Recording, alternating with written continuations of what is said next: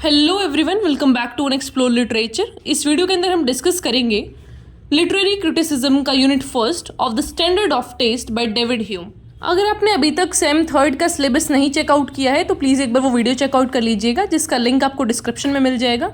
And don't forget to subscribe the channel and like the video. अब बात कर लेते हैं डेविड ह्यूम की कि वो कौन थे और कहाँ से बिलोंग करते थे। डेविड ह्यूम एक Scottish enlightenment philosopher, historian, economist, librarian और एसेइस्ट थे। और आज के टाइम में इनकी 3 फिलासफीज बहुत ज़्यादा फेमस हैं, जो कि है एम्पिरिसिज्म, स्पेक्टिसिज्म एंड नेचुरलिज्म। तो अब हम इन 3 थियोरीज़ की बात करते हैं कि इनमें क्या क्या बताया गया है। जो एम्पिरिसिज्म है उसमें बताया गया है कि जो ट्रू नॉलेज रहता है या फिर जो जस्टिफिकेशन रहता है वो आपका सिर्फ सेंसरी एक्सपीरियंस से आता है। जब आप अपने 5 सेंस ऑर्गन से किसी चीज़ को फील करते हैं तभी आप एक ट्रू नॉलेज को एक्वायर कर पाते हैं। नेक्स्ट आता है स्केप्टिसिज्म, जो कि एक फैमिली है फिलोसफिकल व्यू का जो क्वेश्चन करते हैं पॉसिबिलिटी ऑफ नॉलेज को। थर्ड एंड लास्ट आता है नेचुरलिज्म, जहाँ पे हम बात करते हैं कि there is nothing but natural elements, principles and relations of kind studies by the natural science, कि जो हर स्टडी है वो नेचुरल साइंस से रिलेटेड है एंड उससे ही आप एक अच्छा नॉलेज एक्वायर कर पाते हैं। ये डेविड ह्यूम का एक बहुत ही फेमस कोट है, beauty in things exist in the mind which contemplates them, कि जो एक्चुअल ब्यूटी है वो देखने वाले के दिमाग में होती है। हम बोलते हैं ना कि जो जितना अच्छा होता है वो सामने वाले को इतने अच्छे नज़रिए से देखता है। तो दिस इज़ योर नज़रिया, कि आपका नज़रिया कैसा है चीज़ों को देखने का। कुछ लोग जो एक चीज़ है उसके अंदर पॉजिटिविटी देखते हैं और कुछ लोग उसी सेम चीज़ के अंदर नेगेटिविटी देखते हैं। तो वही जो चीज़ है वो पूरे ऐसे के अंदर एक्सप्लेन की गई है of the standard of taste के अंदर, कि आदमी का देखने का नज़रिया है हर एक चीज़ का। हमें एक जो आर्ट है वो बहुत अजीब लग सकती है कि भाई ये क्या बना दिया, लेकिन वहीं जो एक आर्टिस्ट है, एक जो आदमी है जिसे एक्सपीरियंस है, जिस चीज़ों की नॉलेज है, वो उसमें ट्रू एसेंस देख पाएगा चीज़ों का कि ये चीज़ यहाँ पे बनाने की कोशिश की है एक आर्टिस्ट ने, and that is beautifully craved on the paper. Of the standard of taste को पब्लिश करवाया गया था 1757 में, and it focus on the branch of philosophy जो कि है एस्थेटिक्स। तो जो एक एस्थेटिक्स का स्टडी है उसके बारे में ये फोकस करता है। इस ऐसे के अंदर जो ह्यूम है वो अलग अलग आदमी के स्टैंडर्ड ऑफ टेस्ट के बारे में बताना चाहते हैं कि जो भी आदमी का टेस्ट रहता है वो डिफरेंट होता है। अब मुझे एक लेटेस्ट से कि मुझे शायरी पसंद है या फिर मुझे गज़ल पसंद है, लेकिन आपको ऑन द अदर हैंड ऐसा पॉप म्यूज़िक पसंद है, ठीक है, तो वो चीज़ें हमारे टेस्ट के अकॉर्डिंग डिफ़र कर सकती हैं। या फिर मुझे पोइट्री पसंद है, आपको पोइट्री नहीं पसंद है, तो हमारा टेस्ट है जो वो डिफ़र करेगा। और उसके बहुत सारे रीजंस रहते हैं कि क्राइटेरिया क्या होगा डिफरेंट टेस्ट का, तो वो हम आगे डिस्कस करने वाले हैं। A standard of taste is a criteria by which you can जज art to be praiseworthy or not. तो एक ये हमने क्राइटेरिया बना लिया है हमारे दिमाग में। जैसे कि अगर मैं बोलूँ कि मुझे हिंदी पोइट्री पसंद है, लेकिन ऑन द अदर हैंड मुझे एक स्टाइल ऑफ पोइट्री पसंद है, अगर उससे कुछ चीज़ डेविएट होता है, उससे अलग कुछ स्टाइल आता है, तो वो मुझे अच्छा नहीं लगेगा, क्योंकि वो प्रेजेंट चीज़ को मैंने एक स्टैंडर्ड बना लिया कि भाई ये वाली चीज़ हुई तो अच्छी है, ये वाली चीज़ नहीं हुई तो वो चीज़ मेरे लिए अच्छी नहीं है। चाहे फिर उसका जो क्रिएटर है, राइटर है या फिर जो परफॉर्मर है, उसने कितना भी अपना बेस्ट दिया हो, लेकिन मेरा जो एक दिमाग में बन गया क्राइटेरिया, उससे अगर वो चीज़ मेल खाती है तो मेरे लिए वो अच्छी होगी, अदरवाइज़ मेरे लिए वो अच्छी नहीं होगी। तो जो स्टैंडर्ड ऑफ टेस्ट है वो अलग अलग लोगों का अलग अलग होता है, that is not a fixed criteria. इसलिए हमारा जो भी इमोशनल या फिर एस्थेटिक अप्रोच रहता है आर्ट के टूवर्ड्स, वो हमेशा डिफरेंट रहेगा, क्योंकि वी आर डिफरेंट बीइंग्स। हमारा परवरिश अलग हुआ है, हमारा इन्वायरमेंट अलग रहा है, हमने अलग अलग टीचिंग्स या फिर लर्निंग्स करी हैं, तो उसकी वजह से हमारा जो एक रिएक्शन है चीज़ों के लिए वो अलग है।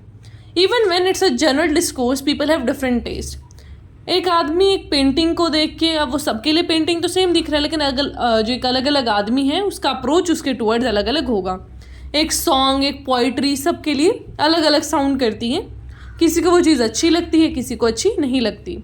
जो सेंटिमेंट्स है आदमी के वो डिफ़र करते हैं with regard to beauty and deformity of all kinds, कि आदमी किस चीज़ को ब्यूटीफुल मानता है, किस चीज़ को डिफॉर्म मानता है। Then is taste here refers to likes, dislikes and opinion of people.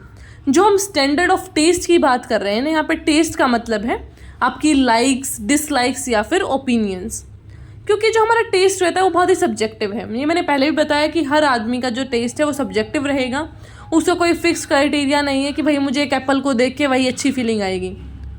अब ऐसा नहीं हो सकता ना कि हर आदमी को एप्पल पसंद हो, जिसको एप्पल पसंद है उसको एप्पल को देख के अच्छा लगेगा, जिसको नहीं पसंद है उसे नहीं अच्छा लगेगा। तो वही चीज़ है कि एक चीज़ को देख के आपके अंदर क्या चीज़ आती है। बेसिकली यहाँ पे एप्पल की बात नहीं हो रही है, दिस स्टैंडर्ड ऑफ टेस्ट के रेफरेंस में हम लिटरेचर, आर्ट, इन चीज़ों की बात कर रहे हैं। तो मैं बस आपको एक जनरल एग्जाम्पल, एक ऑब्जेक्ट का लेके बता रही हूँ कि एक चीज़ को लेकर हमारा कैसा कैसा एक एक्सपीरियंस या फिर व्यूज़ रहता है। एक जो ऑब्जेक्ट रहता है ना, उसकी aesthetic qualities associate with it, so all the sentiment arisings are right but all the judgment can't be held right. तो जो एक ऑब्जेक्ट होता है उसकी एस्थेटिक क्वालिटी तो देखो होती ही है, तो उसको देख के हमारे जो सेंटीमेंट्स आ रहे हैं, किसी भी चीज़ को देख के मुझे कैसा फील हो रहा है, किसी गाने को सुन के मुझे कैसा फील हो रहा है, मैं उसको कंट्रोल नहीं कर सकती। वो मेरा एक इंटरनल चीज़ है या फिर जैसे भी मेरा एक फॉर्म चीज़ है वो, लेकिन मैं उसके रिगार्डिंग जजमेंट्स क्या पास कर रही हूँ that are not always right. कि मैं उसको देख के क्या बोलती हूँ, क्या कुछ मेरा एक परसेप्शन रहता है, वो हमेशा ठीक नहीं होते। सेंटिमेंट हमेशा ठीक रहते हैं, judgments are always not held right. अब हम कुछ पिक्टोरियल फॉर्म से ये चीज़ें समझते हैं। आपके सामने एक पेंटिंग है, अब अलग अलग लोग जो भी इस पेंटिंग को देख रहे हैं, आप इस चीज़ को अलग तरीके से लेंगे। अब लेटेस्ट से मैं इसे देख रही हूँ तो आई एम लाइक ओके, कितना अच्छे से उसे क्रेव किया गया है, एक चीज़ के अंदर एक ऐसा पिक्चर को फॉर्म किया गया है। मैं उसको ऐसे देख रही हूँ, लेकिन एक जो अलग आदमी है वो उसको अलग तरीके से देखेगा कि भाई ये क्या ही बना दिया, इतना तो अच्छा भी नहीं है। हम कई ऐसी पेंटिंग्स को देख के सोचते हैं ना कि भैया इतनी फेमस कैसे हो गई, ये तो इतनी कुछ खास भी नहीं है। तो वो चीज़ें हैं। ऐसे ही हमारा म्यूज़िक फॉर्म के अंदर होता है, वो ऐसा रहता है कि किसी को कैसा म्यूज़िक पसंद है, किसी को कैसा म्यूज़िक पसंद है। तो इसमें आप ये नहीं बोल सकते कि भाई ये वाला म्यूज़िक अच्छा है, ये वाला बुरा है, या फिर जो म्यूज़िक पॉपुलर है वही अच्छा है। क्योंकि popularity is not the sign कि वो चीज़ अच्छी है, क्योंकि पॉपुलर तो अब कुछ भी हो रहा है। आप रील्स का एग्जाम्पल ले सकते हैं, रील्स पे कुछ भी फेमस हो जाता है। तो वही चीज़ है, जो चीज़ पॉपुलर है दैट डजेंट मीन वो चीज़ अच्छी है। अब इसके अंदर एक प्रिंसिपल आता है यूनिफॉर्मिटी ऑफ जजमेंट का। अब क्या रहता है कि चार लोग एक चीज़ की अच्छाई कर दें या फिर बोल दें कि भाई हाँ ये तो बड़ी सुंदर चीज़ है, तो हमें भी लगता है कि सुंदर ही होगी, ब्लाइंडली हम उस चीज़ को फॉलो करते हैं। तो ये यूनिफॉर्मिटी ऑफ जजमेंट का एक प्रिंसिपल रहता है कि when lots of people agree on something we get an idea of beauty। कि भाई सारे लोग बोल रहे हैं ये अच्छा है तो मतलब कि ब्यूटीफुल ही है, इसको हमने यूनिवर्सल एक बोल दिया नाम कि भाई तुम सुंदर हो, क्योंकि सारे लोगों ने बोला है तुम सुंदर हो। कुछ चीज़ों को यूनिवर्सल रिकॉग्निशन भी मिलता है, जैसे कि होमर का ओडिसी है। ओडिसी को कितने टाइम पहले लिखा गया था, लेकिन आज तक हमारे वो सिलेबस में एग्जिस्ट करता है। It is one of the great text. तो इसलिए बोला जाता है कि कुछ चीज़ों को यूनिवर्सल रिकॉग्निशन मिल जाता है and they have also stood the test of time. मतलब ऐसा नहीं है कि वो इलॉजिकल सा टेक्स्ट है और फिर भी वो चलता आ रहा है, उसके अंदर कुछ बात है तभी वो टाइम के साथ पुराना नहीं हुआ है and it still give a essence of ऐसा न्यूनेस। अब भी हमें पढ़ने में उतना ही वो अच्छा लगता है, उतना ही न्यू लगता है। फिर डेविड ह्यूम बात करते हैं वर्च्यू एंड वाइस की, कि भाई क्या रहता है कि डिफरेंट जो जगह रहती है, डिस्कोर्स रहता है, वहाँ पे अलग अलग मतलब रहता है चीज़ों का। For me a heroic character can be women जो कि बहुत स्ट्रांग है, अपने डिसीजन खुद ले रही है, शी इज़ इंडिपेंडेंट, ठीक है, तो वो चीज़ें मेरे लिए एक हीरोइक करेक्टर होंगे। लेकिन ऑन द अदर हैंड एक डिफरेंट सोसाइटी में, एक पेट्रियार्कल सोसाइटी में हीरोइक करेक्टर का मतलब ही उनके दिमाग में मेल आ रहा है, बहुत बॉडी बिल्डर टाइप, ठीक है। तो वो चीज़ें हमने हमारे दिमाग में स्टीरियोटाइप बना लिया है चीज़ों को लेके, तो वो हमारे इन्वायरमेंट, हमारी सोसाइटी, इन सारी चीज़ों से भी आता है। तो यहाँ पे हम बात करते हैं कि ह्यूम ने कंपेयर किया है ग्रीक पोइट होमर और जो फ्रेंच राइटर है फेनेलन को। तो जो फेनेलन है वो 1699 में एक नॉवल आई थी उनकी, द एडवेंचर्स द तलमे, ये फ्रेंच का है पूरा नाम, तो I may be pronouncing it wrong. तो होमर का एक्लीज़ है और यूलिसिस है, तो इन दोनों को भी कंपेयर किया गया है कि भाई ये जो दोनों हीरोज़ हैं उनके जो करेक्टर्स हैं दोज आर लेस एडमायरेबल, लेकिन जो फेनेलन का हीरो है उसके अंदर काफ़ी ज़्यादा वर्चूज़ हैं। तो डिफरेंट सोसाइटीज़ में, डिफरेंट टेक्स्ट में, डिफरेंट आर्ट लिटरेचर के अंदर डिफरेंट वाइसेस एंड वर्चूज़ का भी हमें जिक्र मिलता है। अब यहाँ हमने दो टर्म्स की बात करी थी, जजमेंट और सेंटिमेंट्स, कि भाई जजमेंट सारे ठीक नहीं होते लेकिन सेंटिमेंट सारे अच्छे होते हैं। तो जजमेंट को अब हम डिफ़ाइन कर रहे हैं यहाँ पे कि जजमेंट का मतलब होता है कि जब आप किसी चीज़ को अपने दिमाग से सारे मैटर ऑफ फैक्ट्स को सोच के तब आप कुछ चीज़ बोलते हो कि भाई मैंने एक आर्गूमेंट पास कर दिया, कुछ चीज़ मैंने देखी, 5 मिनट सोचा, सारे फैक्ट्स एंड चीज़ों का एनालाइज़ किया, फिर मैं बोल दिया कि भाई ये तो बुरा है, ये तो ऐसा है, तो वो चीज़ होती है जजमेंट। लेकिन सेंटिमेंट क्या होता है इसको ना तो आप करेक्ट बोल सकते हैं, ना ही आप इसको अनकरेक्ट बोल सकते हैं, क्योंकि इसका आपके किसी भी चीज़ से कोई लिंक नहीं होता, क्योंकि वो डायरेक्टली इमर्ज होता है एकदम। किसी चीज़ को देख के अगर मुझे अच्छा फील हुआ है तो दैट इज़ माई सेंटिमेंट, किसी चीज़ को देख के मुझे बुरा फील हुआ तो दैट इज़ माई सेंटिमेंट। तो एक जो डेफिनेशन है सेंटिमेंट का, वो बोला गया है कि statement that if 1,000 different sentiments are excited by the same object that none of them are wrong and none of them are right। तो ये बोल रहे हैं कि एक चीज़ को देख के 1000 सेंटिमेंट्स आपके दिमाग में आ सकते हैं, अलग अलग लोगों के दिमाग में आ सकते हैं, उनमें से ना तो कोई गलत है ना ही कोई सही है, सेंटिमेंट सारे सही होते हैं।